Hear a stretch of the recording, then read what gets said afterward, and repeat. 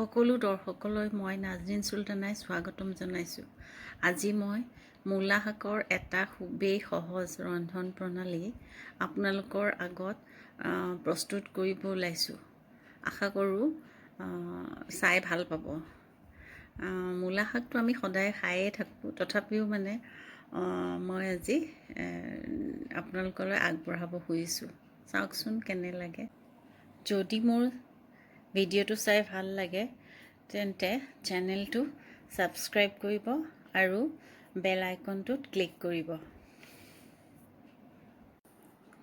এই ভিডিঅ'টিত মই তানিয়া নামে ভইচ অভাৰ দিছোঁ। আশা কৰোঁ এই ভিডিঅ'টি চাই আপোনালোক লাভান্বিত হ'ব। যদিহে এই ভিডিঅ'টি চাই আপোনালোকৰ ভাল লাগে তেনেহ'লে চেনেলটি ছাবস্ক্ৰাইব কৰিব আৰু বেল আইকনটো প্ৰেছ কৰি দিব। I have provided voiceover for this video in English and Assamese. Hope you like this video. If you like this video, please don't forget to subscribe to this channel. Also, click on the bell icon. প্ৰথমতে এখন কেৰাহীত refined তেল গৰম কৰি তাতে নহৰু ভাজি ল'ব আৰু নহৰু ফুটা ৰঙচুৱা হ'লে 2-3 মিনিট ভাপত দিয়া মূলা শাক তাতে ঢালি ভালকৈ মিলাই ল'ব। Heat refined oil in a pan. Saute 5 to 6 garlic cloves until golden brown. Add freshly steamed radish grains to it. তাৰ পিছত সোৱাদ অনুযায়ী হালধি দিব। Add turmeric powder to taste.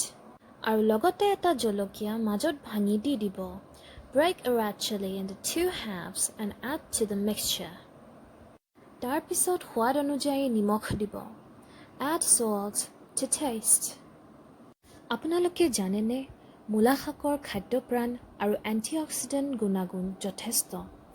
ইয়াত বহুতো প্ৰয়োজনীয় ভিটামিন যেনে A, C, B6, K আৰু পদাৰ্থ যেনে মেগনেছিয়াম, ফসফৰাছ, পটাছিয়াম, কেলছিয়াম আৰু ফলিক এচিড পোৱা যায়।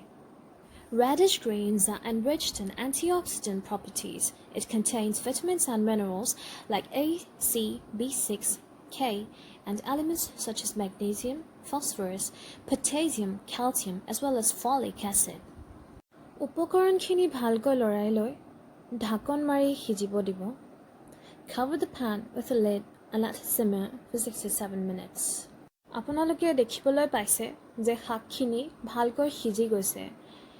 ইয়াত 1 চামুচমান মিঠাতেল সুস্বাদু হ'বৰ বাবে যোগ কৰি দিব। Add 1 teaspoonful of mustard oil to enhance its taste and mix it well. অলপ সময় লৰাই 1 মিনিটমানৰ কাৰণে ঢাকি থ'ব।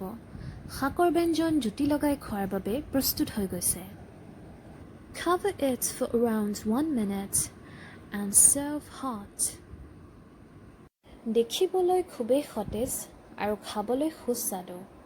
The dish looks garden fresh and tastes delicious.